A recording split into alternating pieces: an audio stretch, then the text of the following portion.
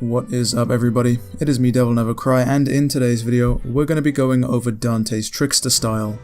The style is the very antithesis to the previously covered Royal Guard, where instead of blocking anything and everything that comes at you, you'll be focusing on getting out of harm's way. As usual, I'll be going over each and every move the style has, as well as when exactly you should be using them. At the same time, I'll also throw in some of my own personal applications of the style that allow you to pull off some stylish looking things at the simple press of a few buttons. With that said though, let's just dive right in. Kicking things off with the simple dash. If you tap the style button whilst Dante's in the Trickster style, he'll do a simple dash that allows you to easily get out of harm's way. Now in DMC4 there was a delay between dashes, but that has essentially been almost nullified in DMC5, so you'll be able to dash as long as you keep tapping the style button. During the build up to DMC5's release, a lot of people complained about the lack of a dedicated dodge button, and well, here you go. Now, simply put, the dodge works in two different ways. First of all, because it has so much horizontal movement, you're easily able to get out of an attack's physical reach. The second of which is the generous amount of iframes that the dash affords you. You're able to dash into attacks, and because of the way invulnerability frames work, you won't take any damage whatsoever. However, it has to be noted that if you attempt to dash into multi-hitting attacks, if the attack animation lasts longer than the dash's invulnerability period, you will end up taking damage. This is just something to keep in mind if you attempt to dodge into attacks. I'd also like to mention that mashing the style button to get a bunch of consecutive dashes to come out does not act as a win button or a winning strategy. Because of the way the consecutive dashes work in this game, there is a very slight period of vulnerability between dashes, meaning that if an attack hits you at just the right moment, you will take damage and you will be stunned, so do be careful with that. And in terms of the Devil Trigger and how that modifies the dashes seem to come out a lot faster. There is less of a delay between dashes, and they still cover the same amount of horizontal range. So if you need to get out of somewhere fast, for example if a boss is charging up a large area of effect attack, Devil Triggering and dashing out of there is a viable strategy. Now let's move on to the Skystar ability. Simply put, this is just Dante's air dash. It's more limited than the standard ground dash in that you can't use it more than once whilst you're in mid-air. Of course, this is where jump cancelling and resetting comes into play, but you gotta be more strategic about where and when you use the Skystar, especially if you're trying to get out of harm's way, because if you fumble up the timing and use it a bit too early, you can't just chain another Skystar in there to get out of harm's way, and you'll most likely end up eating that damage. However, it works the exact same way as the dash. You have a large amount of horizontal movement to get you out of harm's way, and you do have the benefit of invulnerability frames, so fret not. In terms of the Devil Trigger though, if you use the Skystar whilst you have Devil Trigger enabled, you'll be able to use the Skystar up to 3 times in a row, affording you a large amount of horizontal movement and a large period of invulnerability when you have Devil Trigger enabled. Moving on, let's quickly discuss the Flipper move. This is a move that can only be employed once you've been hit by an enemy attack and been sent flying. Simply put, if you press the style button whilst Dante's in his recovery animation from being hit in an attack, Dante will quickly right himself and cut the recovery animation short, allowing you to get back into the fray and back in there dealing damage. Up next is the Mustang move. To use this move, simply dash into an enemy on the ground, but hold the style button this time. If done correctly, Dante should dash into the enemy and then kick off of them, launching himself upwards. The move is very useful for getting up and above an enemy, allowing you to rain down hell from the heavens, and is also useful if you want to get out of harm's way.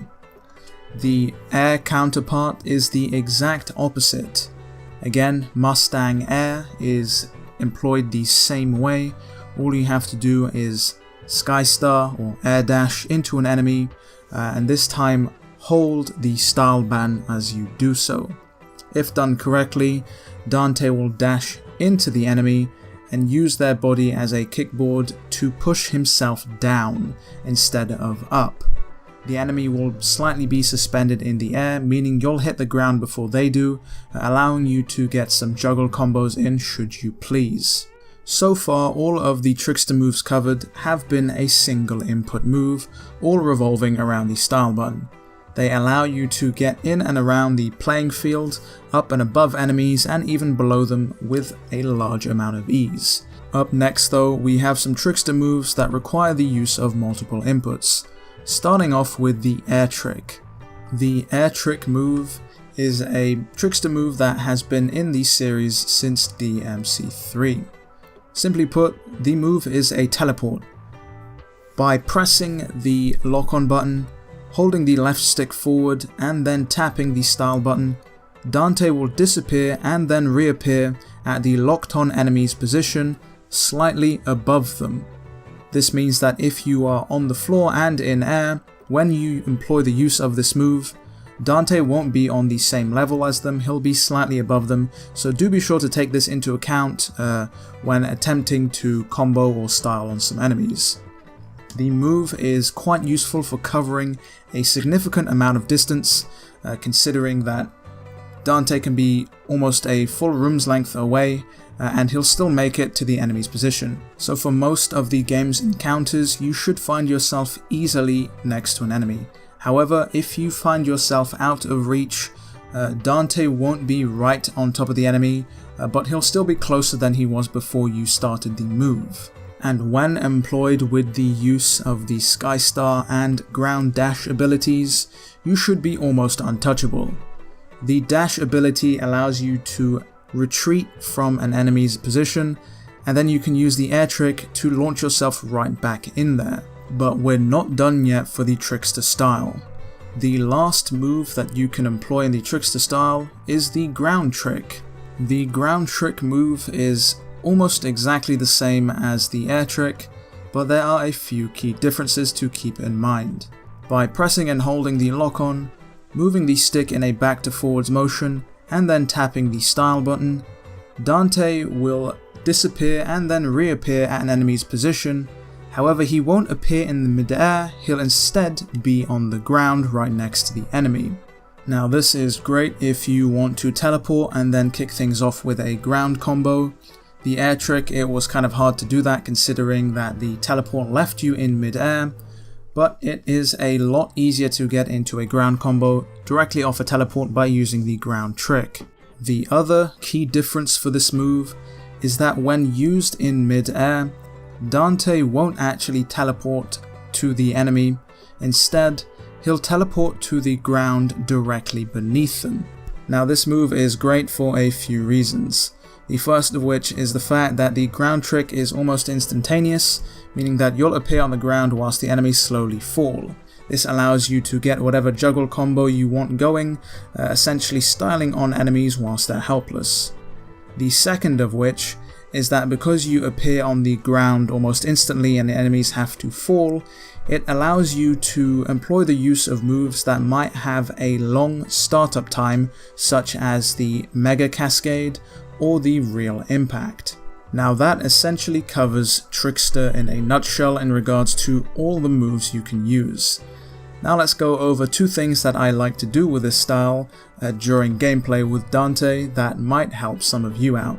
The first of which employs the use of the Air Trick and the Air Taunt.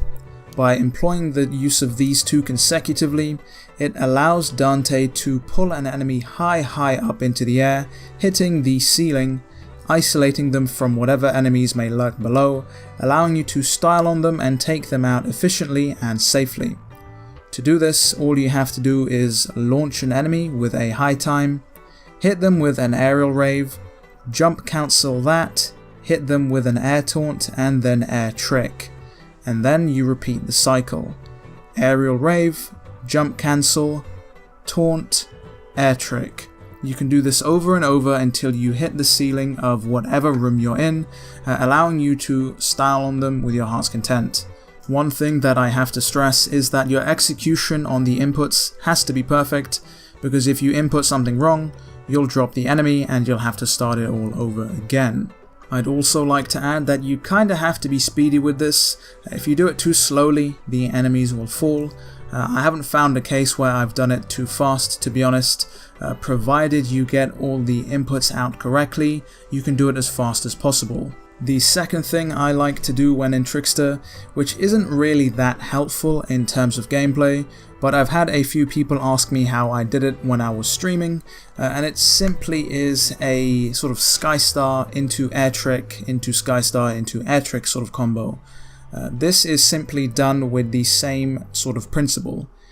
You hit an enemy with an aerial slash, you jump cancel, you Skystar away, and then you air trick right back to the enemy. So it's aerial attack, jump cancel, Skystar into air trick. And you can do this with whatever weapon you want in mid-air. It doesn't have to be limited to just the Devil Arms. You can do it with the Ebony and Ivory and the Faust. I found that the shotgun and the Kalina Ann will often knock enemies away, so it's kind of hard to do it like that. But it should be easy to do nonetheless. You just have to, again, make sure that your inputs are all correct. Speed isn't really of the essence here, considering that the enemy is grounded, so you can take all the time in the world. But as you get better and better, you can pick the speed up more and more until things become second nature. Again, I wouldn't say that this is super useful compared to the previous trick I just showed you, but if you want to stay in the air with all of your attacks, this isn't a bad way to do so. But that is going to wrap things up for the Trickster tutorial. Like and subscribe if you like the content, as there is more DMC 5 on the way. With all that said and done, it has been me, DevilNeverCry. I would like to thank all of you for watching, and as always, I'll see you next video.